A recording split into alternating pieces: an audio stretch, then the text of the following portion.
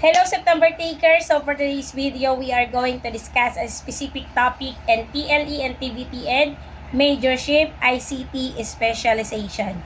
Okay teachers, this is the question. Wag na nating patagalin yung question teachers.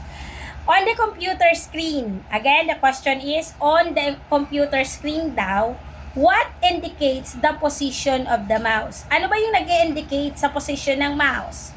We have 4 choices. A, start.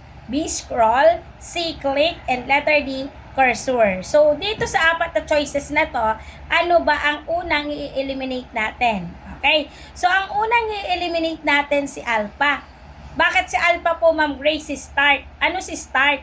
Di ba pag sinabi nating start, ito ay menu or ito ay button na ginagamit natin para magbukas ng ng isang app, magbukas ng setting, o maghanap ng file. So, hindi po ito nagpapakita kung nasaan ang mouse sa screen. Kaya mali po si start. Next na tatanggalin natin is si letter C. So, pag sinabi natin click, si click, ito yung pinipindot natin sa button ng mouse. So, ito yung mouse. Kung makikita nyo po si mouse, may nakikita kayo dyan. This is the right click and merong left click dyan.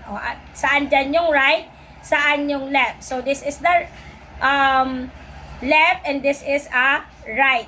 Okay, so yun yung kiniklik natin. Bakit kailangan natin i-click ang mouse? It because we need to activate the software kung ano man ang pinili natin. Maliwanag po.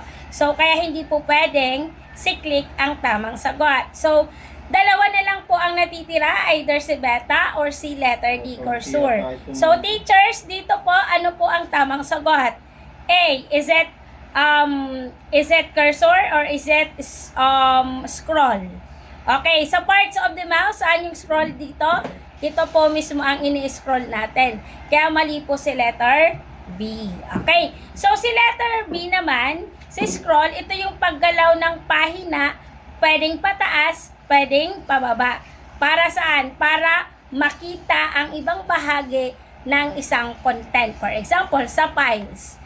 Diba, sa documents, para mabasa pa natin yung pinakailalim, gagalawin po natin ito.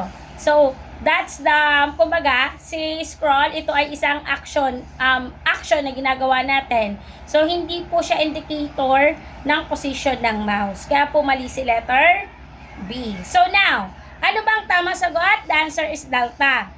Si cursor. Bakit? Si cursor po, ito ay yung maliit na icon na kadalasan ay parang arrow.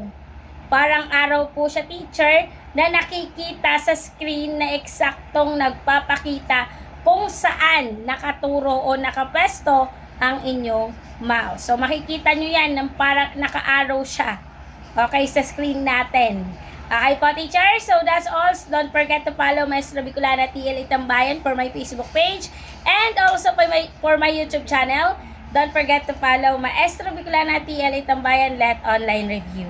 So, teachers, thank you so much sa lahat ng nagsusupport sa ating Facebook page, and our enrollment for TLE and TVT-Ed Majorship is still ongoing po.